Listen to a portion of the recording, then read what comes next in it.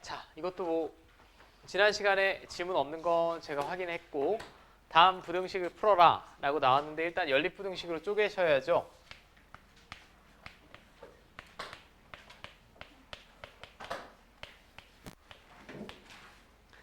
자, 그리고 이 정도 통째로 절대값 씌워져 있을 때는 한 번에 풀 수 있다라고 했어요. 얘는 바깥쪽 범위지 x-3이 1보다 커도 되고 x-3이 마이너스 1보다 작아도 되고, 자 그럼 x는 4보다 커도 되고 2보다 작아도 되고 바로 구할 수 있겠고, 얘는 그냥 사이 범위지 이쪽 양수니까 마이너스 2랑 2 사이.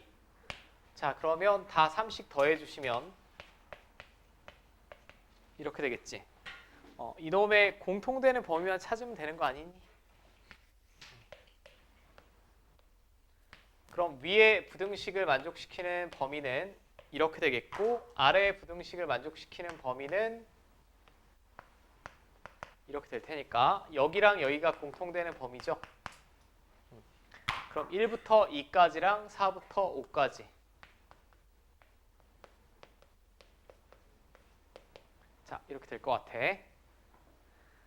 맞습니까?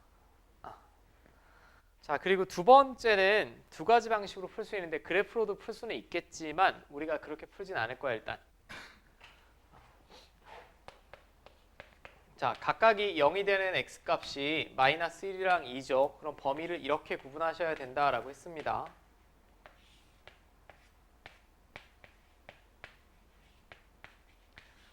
귀찮겠지만 절대값이 2개 이상 나와 있기 때문에 첫 번째는 2 이상일 때, 첫 번째 2 이상이면 둘 다 양수죠. 둘 다 양수입니다. 자 그럼 둘 다 양수일 때는 그냥 나오겠지. 그럼 좌변은 2x-1이고, 자 이건 뭐 계산 암산 좀 하면 이렇게 될 것 같아요. 맞지? 근데 2 이상이다 라고 가정하고 이 해가 나왔으니까 결국 동시에 만족시키는 해는 첫 번째는 이게 해가 되겠고, 이게 첫 번째 범위에서의 해고, 두 번째는 마이너스 1 이상이고 2보다 작을 때 2번 범위. 그럼 마이너스 1 이상이니까 얘는 양수고 얘는 음수인 경우 말하는 거죠. 그럼 앞에 건 그대로 뒤에 건 부호 반대로 나와야 되니까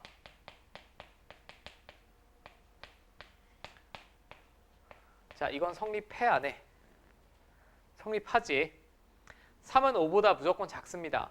그러니까 이 범위에 어떤 x를 데려오더라도 x는 소거가 되고 3은 5보다 작으니까 이 범위 자체가 해지. 그냥 이 범위면 다 만족이 된다 라는 거고, 자 세 번째 마이너스 1보다 작을 때, 마이너스 1보다 작을 때는 얘도 음수고 얘도 음수인 범위 말하는 거예요. 그럼 부호가 반대로 나오겠죠.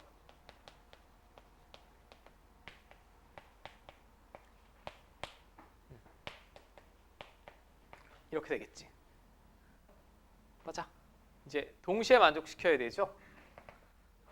동시에 만족시켜야 되니까 마이너스 2보다 크고 마이너스 1보다 작아야 될 겁니다. 그러면 이 해를 제가 수직선에 표시한다면 마이너스 2부터 마이너스 1 얘도 해고, 다시 마이너스 1 이상 2 미만도 해고, 여기 색칠되고 이것도 해고, 그 다음에 2 이상 3 미만도 해지. 각각의 범위에서 이 모두 해니까 결국 중간에 끊기는 점 없이 그대로 마이너스 2부터 3까지겠죠. 최종적인 답은 맞아요. 마이너스 2초가 3 미만이다 라고 구해주시면 될 것 같아. 아래 조금 형태가 다른 게 이제 14-6에 2번이 나와 있는데 얘는 절대값을 통째로 씌워져 있어도 우변이 2x-5 상수가 아니라 x에 관한 식이니까 범위 다 구분해서 푸시면 될 것 같습니다. 그죠? 자 이제 제가 정확하게 푸셔야 되는 것만 풀게. 유제는 과제를 해보시면 되고,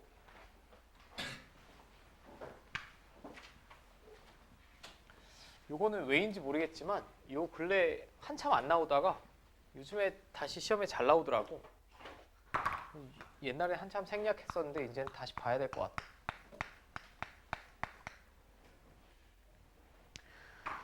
자, 기본 문제 14-7번. 야영 체험 활동에 참여한 이제 활용입니다. 학생들에게 텐트를 배정하려고 한다. 텐트 한 개에 5명을 배정하면 12명의 학생이 텐트를 배정받지 못하고 한 개의 학생을 7명씩 배정하면 텐트가 9개가 남는다. 라고 했어요. 그럼 제가 조금 적절히 텐트의 개수를 미지수로 잡아볼게.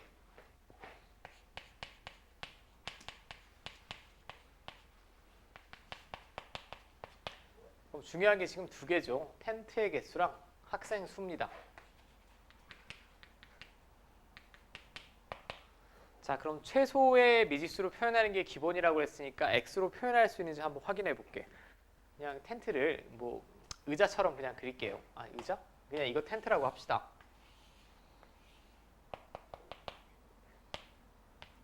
자, 텐트 한 개. 텐트는 지금 몇 개인지 몰라서 제가 x개라고 뒀어요. 근데 한 개에 5명씩 배정을 한다. 5명이 들어있대.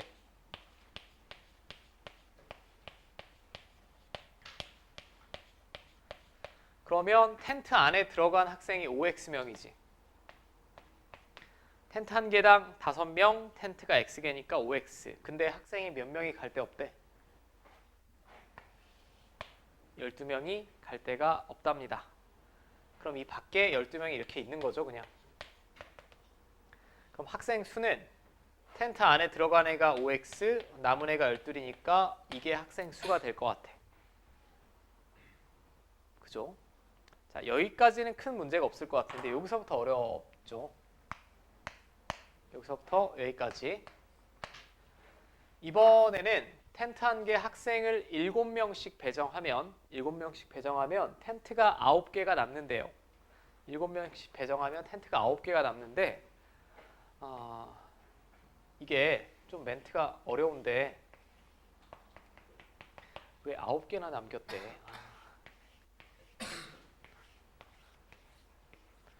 이 몇 개야? 8개. 9개. 자, 제가 텐트를 x개라고 했지. x개. 그럼 텐트가 9개가 남는다라고 했습니다. 하나, 둘, 셋, 넷, 다, 여, 일곱, 여덟, 9개. 맞죠? 그럼 얘는 x-9개만큼 있겠지? 이 앞에는. 근데 몇 명씩 집어넣었는데 7명. 이건 그림을 그려보시는 게 좋아요. 그림은 대충 저처럼 발그림 그리셔도 되고. 근데 문제 포인트는 이거야. 학생을 7명씩 배정하면 텐트가 9개는 남는데 이 마지막 텐트 있지? 이건 남은 텐트입니다. 이건 남은 텐트예요. 이건 남은 텐트인데 마지막 텐트에는 학생이 1명이 들어가 있을 수도 있고 7명이 들어가 있을 수도 있죠. 여기까지 깔끔하게 다 7명씩 채운다는 보장이 없어요. 이 문제를 읽어보면. 오케이.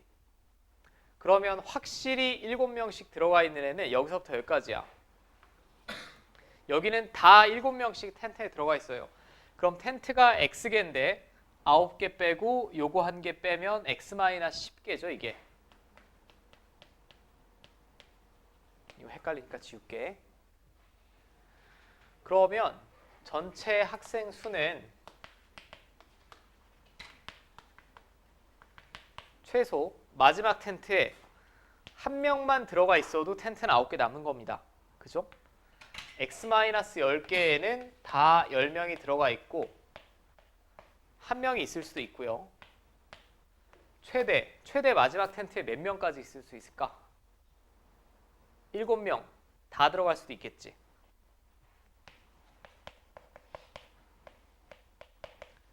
이게 전체 학생 수의 범위지. 근데 전체 학생 수를 앞에서 5x 플러스 10이라고 구했어요. 이렇게. 자, 이해됩니까? 9개가 남았는데 이 마지막 텐트까지 7명이 차 있다는 보장은 없고 마지막 텐트에는 1명이 들어가 있을 수도 있고 최대 7명이 들어가 있을 수도 있다는 얘기야. 그럼 당연히 텐트랑 학생 수는 정수가 나와야겠죠. 이걸 이제 마저 풀어보면 7x 마이너스 70 플러스 1이니까 마이너스 69. 자, 7x 마이너스 70 플러스 7이니까 마이너스 60. 자, 이거 연립부등식이죠. 연립 1차 부등식이니까 그냥 이 상태에서 풀어봅시다. 이렇게 풀면 이거 넘기면 2x고요. 이거 넘기면 81이지. 자, 그럼 일단 x는 2분의 81 이하가 나와야 되겠고, 그 다음에 이쪽 풀어보면 얘 1로 넘기면 2x고 63 1로 넘기면 75죠. 자, 2분의 75보다는 같거나 커야겠지. 이거 동시에 만족해야 되죠.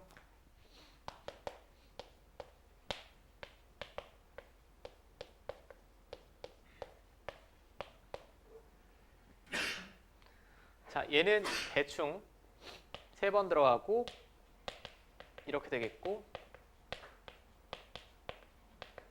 이렇게 되지. 근데 학생 수나 텐트의 개수가 정수로 나와야 되잖아. 정수로 나와야 되니까 이걸 만족시키는 정수 자체가 3개 나옵니다. 그죠? 38, 39, 40. 이것들은 지금 텐트의 개수고요.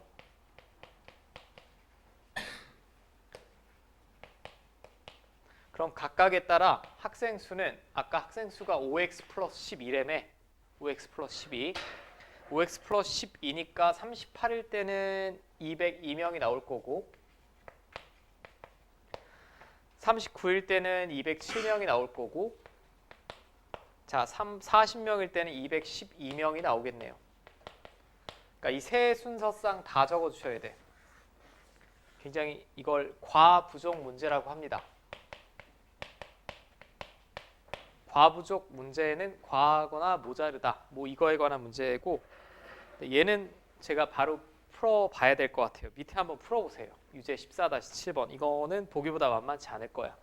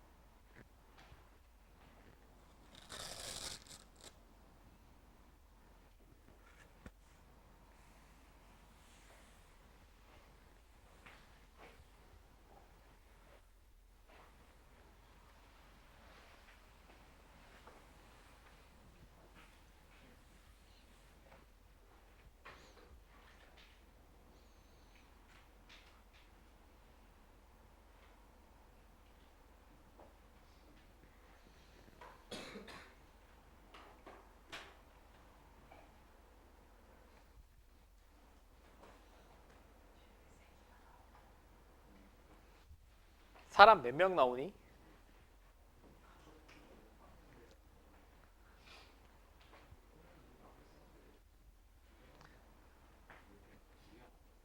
에? 두 개 나와, 두 개. 아니 그 해 순서상이 두 개. 5명 23개, 6명 26개 나와?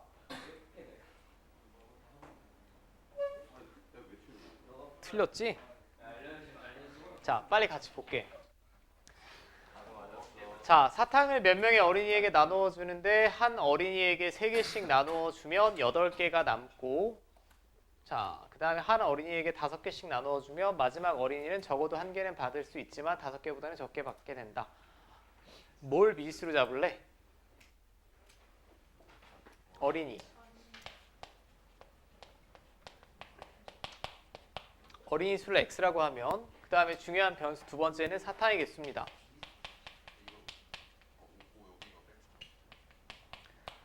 그러면 한 어린이에게 3개씩 나누어 주면 사탕을, 사탕 받은 애가 3x, 그랬더니 8개가 남는데 사탕이, 이게 전체 사탕의 개수죠. 한 명당 3개씩 나눠줬을 때 나눠준 사탕이 3x고 남은 게 8개. 근데 5개씩 나누어주면 마지막 어린이는 5개씩. 자, 어린이가 뭐 이렇게 있대. 자, 어린이 수를 제가 x라고 했으니까 여기까지는 x-1명이겠지. 이번에는 몇 개 나눠준대? 5개씩. 그럼 이게 나눠준 사탕의 개수죠. 나눠준 사탕의 개수인데 마지막 어린이는 적어도 1개는 받고, 이게 사탕의 개수인데 적어도 1개는 받을 수 있고 최대 5개보다 적게 받게 된다라고 했어요. 그럼 등호가 빠져야 되죠, 이쪽. 이렇게 되지 않습니까? 맞죠? 요 바로 전까지는 다 5개씩 나눠줬고 마지막은 하나에서 최대 4개까지 받을 수 있다는 얘기야. 여기를 4라고 쓰시고 등호를 붙이셔도 되고 5 미만이라고 쓰셔도 되고 뭐 편한 대로 쓰시면 될 것 같아요.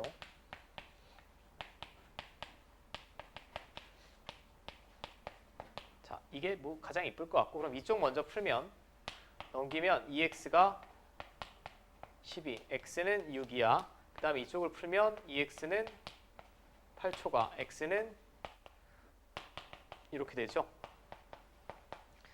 자, 그럼 x 얼마 나오니? 5나 6 나오겠지. 사람 수는 정수니까. 그럼 x가 5면 그때 사탕의 개수는 몇 개? 23개. x가 6이면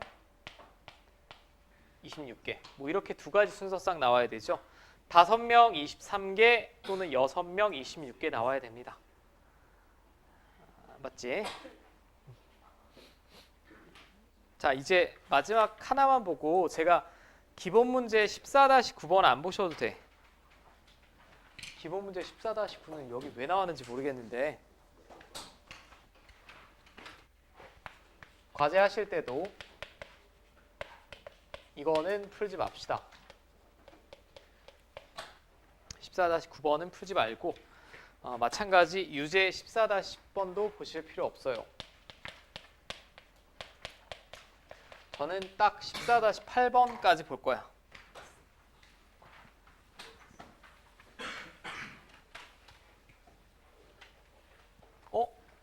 근데 이거 오타 아니니? 빔이?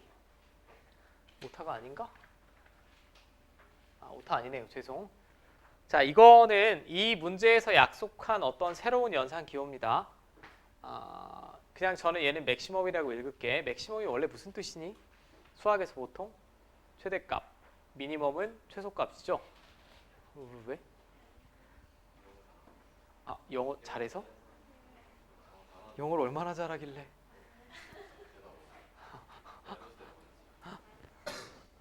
외국에 살다 오고 그런 거 아니야? 1년 선배 보니까 1년 선배도 영어 잘한다고 그러니까 애들이 다 쳐다보길래 영어 왜 잘하냐고 그랬더니 뭐 싱가포르 살다 왔다고 그러던데.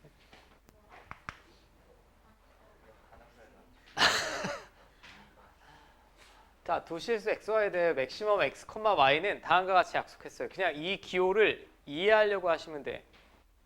x가 y보다 같거나 크면 이 기호에 씌워주면 뭐가 나온대? x가 나오고, y가 x보다 같거나 크면 맥시멈 기호로 씌워주면 y가 나온대. 그러니까 작은 놈이 나온다는 얘기야? 큰 놈이 나온다는 얘기야? 큰 놈이 나온다는 얘기예요. 이 기호를 먼저 이해하셔야 돼, 약속을. 그럼 맥시멈,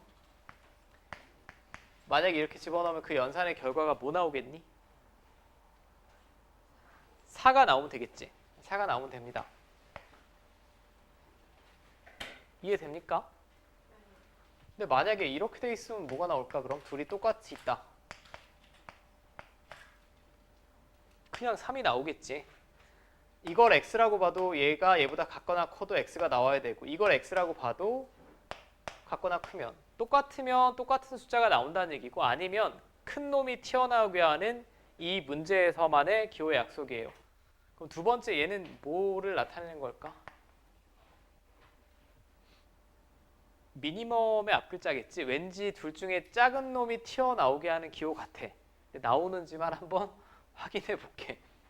만약에 x가 3, y가 4라고 해봅시다. 지금 위에 맥시멈은 그럼 약속이 돼 있으니까 맥시멈 x에 3 집어넣고 y에 4 집어넣으면 이거 뭘로 나와야 돼요?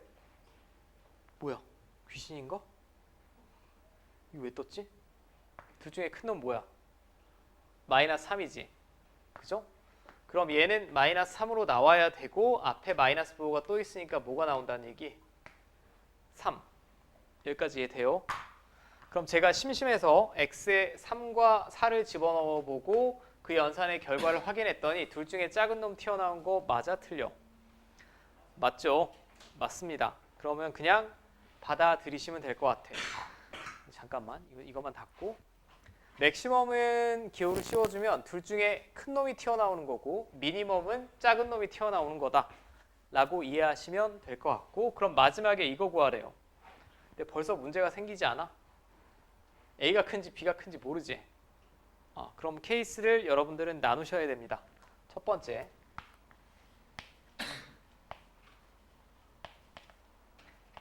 이 경우면 얘는 뭘로 나와야 돼요? 미니멈 A, B는 작은 놈 나와야 되니까 B가 나오면 되겠지. 그럼 저 기호는 결국 맥시멈.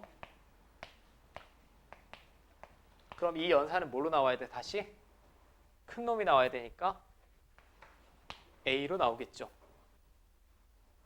A가 B보다 같거나 크면 A로 나옵니다. 그럼 두 번째, A보다 B가 같거나 크다라고 해볼게요. 그럼 여기서 B가 같거나 크다라고 했으니까 작은 놈이 튀어나오려면 이거 A로 나와야 되지 않아? 그럼 다시 맥시멈 A, A가 될 텐데 둘이 똑같을 때는 그냥 나오지. 이해됩니까? 어느 경우에도 연산의 결과가 뭘로 나온다고? A로 나온다는 얘기죠. 어느 경우에도. 됐어요?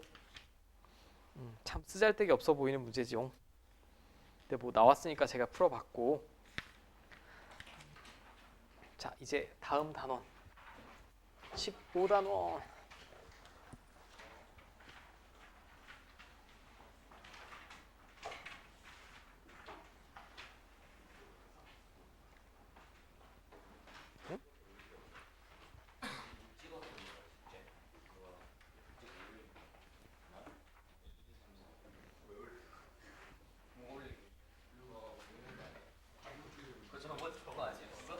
나는 그 숙제를 체크하다 보면 참 여기 올렸어. 처음 벌써 안 했냐? 나는 벌써 했잖아. 하다가 나도 한참 고민할 때 있어. 사진 이게 뭐지? 이게 내가 이 숙제였나? 자, 15단원. 이제 거의 기하 파트 배우기 전에 이게 마지막 단원입니다. 15단원이. 이 다음은 점과 좌표죠. 자, 2차 부등식과 연립 2차 부등식을 볼 텐데 2차 부등식의 해법과 연립 2차 부등식 어쩌고저쩌고 나왔네. 2차 부등식은 일단 그림으로 이해를 하셔야 되죠. 2차식이 이렇게 있다.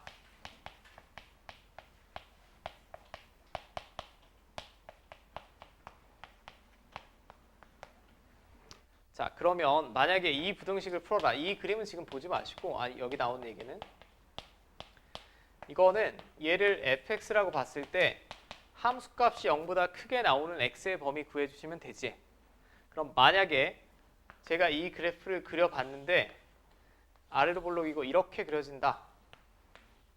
라고 하면 함수값이 0보다 큰 범위는 알파보다 작거나 베타보다 크거나가 되겠죠. 맞습니까? 결국은 뭐 하라는 얘기야?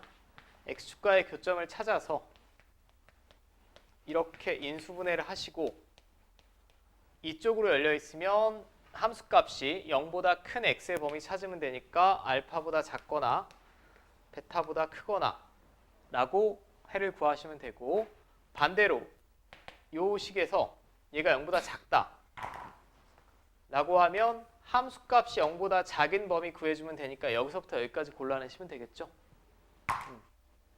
소위 말하는 사이 범위가 되겠고, 자, 지금 첫 번째는 아주 간단한 경우인데 인수분해가 될 때 말하는 거예요. 인수분해가 될 때. 인수분해가 될 때 2차의 개수가 양수이고 이런 꼴로 인수분해 되면 이쪽으로 열려 있으면 알파 베타의 바깥쪽 범위, 0쪽으로 열려 있으면 사이 범위. 근데 앞에 여러 가지 문제를 풀다 보면 우리가 이미 이런 거 다 알고 있죠. 이미 다 알고 있습니다, 여러분들은. 그럼 조금 제가 생략할 부분은 생략을 할 거고 약간 독특한 경우만 한번 볼게요. 여러분들 기본이 돼 있나? 자, 만약에 이런 놈의 해를 구하여라 라고 한다. 인수분해는 되지. 해가 뭘까? 언제 0보다 크지?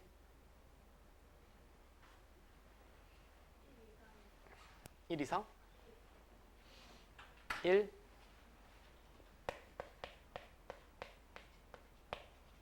일 빼고 다 되죠? 맞지? 자, 이런 경우를 우리가 해가 특수한 경우라고 합니다. 그러니까 인수분해가 되고 바깥쪽 범위냐 사이 범위냐는 누구나 다 구해낼 수 있는 거고 해가 좀 특별한 경우를 잘 이해하셔야 돼요. 이건 해가 어떻게 돼? 모든 실수지? 아무거나 집어넣어도 실수 제곱이면 0 이상입니다.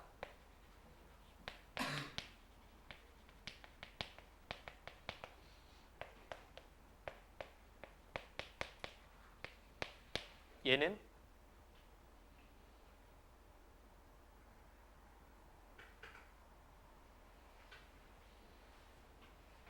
해가 뭐지? 모른다.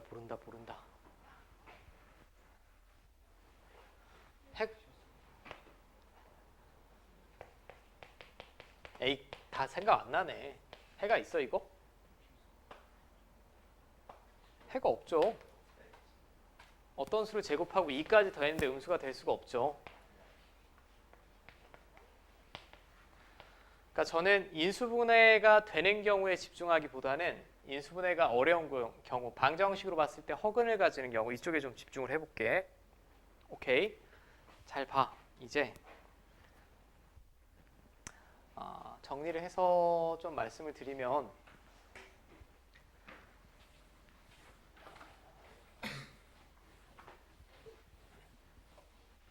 자, 이런 2차 부등식이 있다.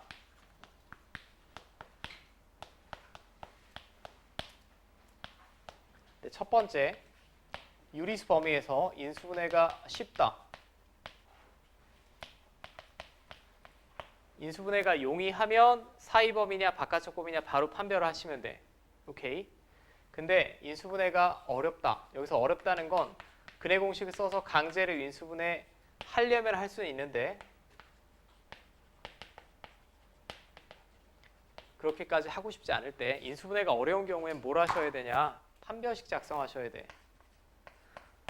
엥? 갑자기 웬 판별식이요? 라고 하면 방금 제가 예시를 들었던 것처럼 이런 거 한번 다시 해봅시다. 자, 유리수범에서 인수분해가 안 되지? 안 됩니다. 근데 내가 어떤 이유에서 해를 구해야만 하는 상황이 왔어. 그럼 이 다음부터는 판별식을 이용하겠다라는 얘기는 그림의 관점이에요. 그래프의 관점. 관점 자체가 완전히 바뀌는 거야. 이건 그냥 아무 생각 없이 그냥 적절히 인수분해하고 사이 범위냐 바깥쪽 범위냐 생각하시면 되고, 자, 이거 한 번만 이해하시면 돼. 이걸 잘 이해하셔야 수학하의 명제에서 절대 부등식이라든지 뒤쪽에 있는 모든 부등식도 무리 없이 풀 수 있으니까.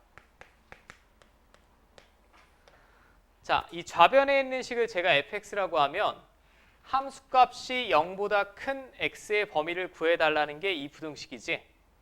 함수값이 0보다 크게 나오는 x의 범위를 구해달라는 얘기예요. 근데 인수분해가 안 돼서 제가 판별식을 작성을 했어. 근데 판별식을 작성했다는 건 이걸 이런 방정식으로 보겠다는 얘기 아니야? 즉, 이 방정식은 y는 fx랑 x축과 교점 구하는 식입니다.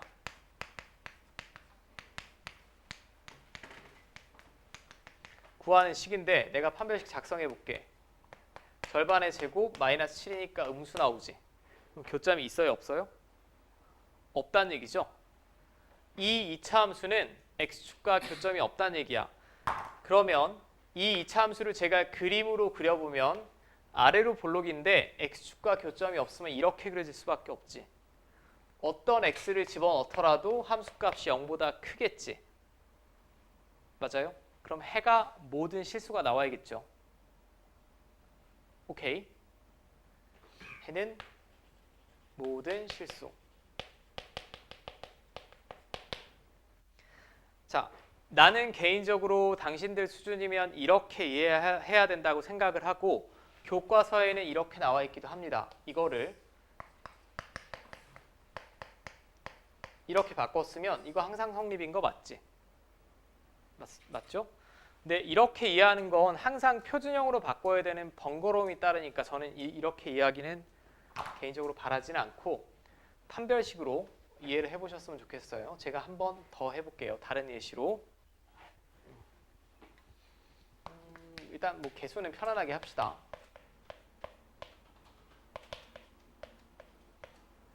자, 만약에 이렇게 나왔다. 유리수범에서 인수분해 안 되지? 안 됩니다. 그럼 잽싸게 판별식을 써. 절반의 제곱 마이너스 ac니까 판별식 음수 나오지. 그러면 이 2차 함수를 그렸을 때 x축과 교점이 있다는 얘기 없다는 얘기야? 없다는 얘기죠. x축과 교점이 없다는 얘기는 아래로 볼록인 2차 함수가 이렇게 그려진다는 얘기예요. 그럼 함수값이 0 이하가 나오는 구간이 하나라도 있니? 없죠. 해는 없다. 해가 특수한 경우가 중요한 거야. 인수분해가 되는 건 당신들이면 다 할 수 있는 거고 해가 특수한 경우를 주의하셔서 그래프로 이해를 좀 해보자 라는 거고. 자, 이제 기본적으로 먼저 뭐 손쉽게 인수분해가 되는 애를 먼저 해볼게요. 자, 15-1번 1번 그냥 인수분해 되죠?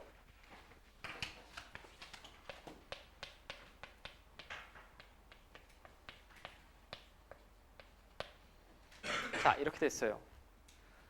근데 이게 헷갈립니다. 아주 심플해 보이지만 왜냐하면 사이범위인 건 알겠지. 사이범위인 건 알겠는데 A가 3보다 큰지 작은지 같은지 모르죠. 다 구분하셔야 돼. 첫 번째, A가 3보다 크다. A가 3보다 크면 이 해는 이렇게 되겠고, 그치?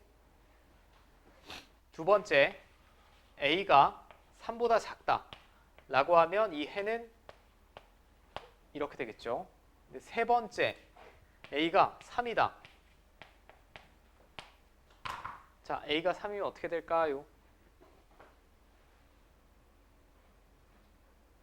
해가 어떻게 돼? A가 3이면? x-3의 제곱이 0보다 작을 수 있어? 절대 없죠. 해가 없답니다.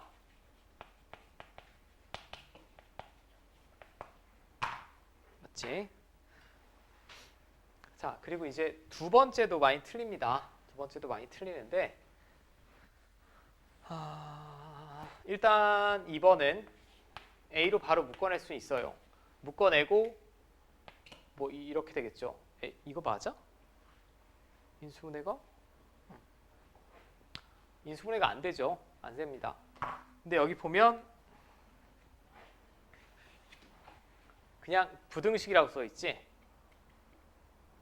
그치? 2차 부등식이 아니라 그냥 부등식이라고 써 있습니다. 그러면 A가 뭐인 경우를 먼저 해야 될까? 0인 경우. 2차 부등식이라는 말이 있으면 A는 0이 될 수 없지만 2차 부등식이라는 멘트가 없으니까 A가 0인 경우를 먼저 하셔야 돼요. 그럼 좌변은 0, 0, 0이니까 더하면 0입니다. 이게 성립합니까 근데? 성립하지 않지. A가 0이면 해가 없다. 이게 심플해 보이지만 케이스 구분하기 좀 어려워요. 자, 두 번째, A가 양수다. A가 양수면 그냥 저거 양변 A로 나눠도 아무 상관없죠. 부등호 방향도 변화가 없습니다.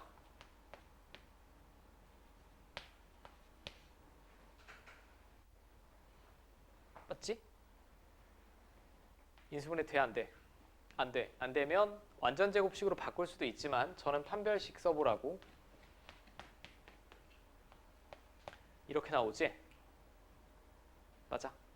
그럼 x축과 교점이 있어 없어? 없어. 아래로 볼록인 2차 함수인데 x축과 교점이 없으니까 붕 떠 있겠지. 그럼 어떤 실수 x를 데려와도 항상 함수값 0보다 큰 거 맞죠? 그럼 a가 0보다 크면 해는 모든 실수지.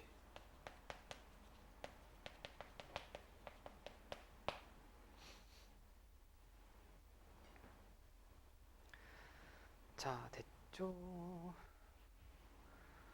그 다음에 세 번째 A가 음수다.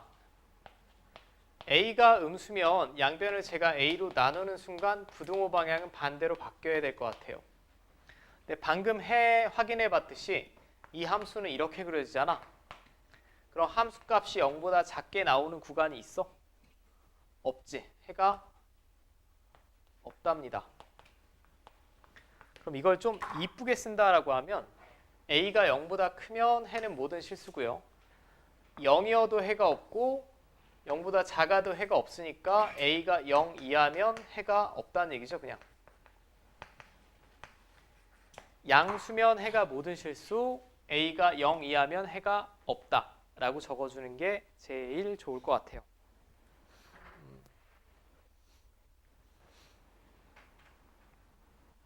자, 이제 3번 하나 남았는데 이것도 어려워. 그지 같아.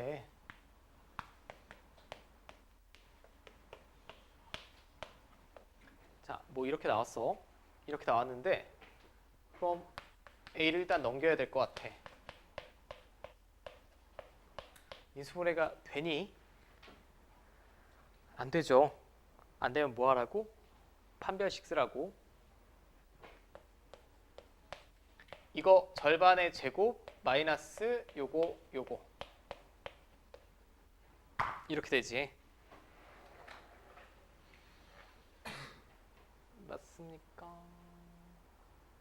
자, 이게 판별식인데 그러면 여기서 뭐 어떻게 하라는 얘기예요 라고 하면 뭐 어떻게 하라는 걸까? A가 만약에 0보다 작다라고 해볼게. 0보다 작으면 첫 번째 작은 경우를 먼저 합시다. A가 0보다 작으면 판별식이 음수니까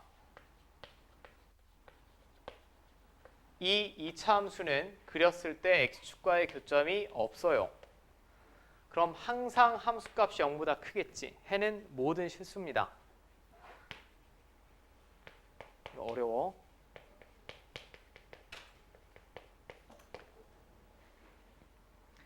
자, 그럼 두 번째 A가 만약에 0이다. 자, A가 0이면 판별식이 0이잖아.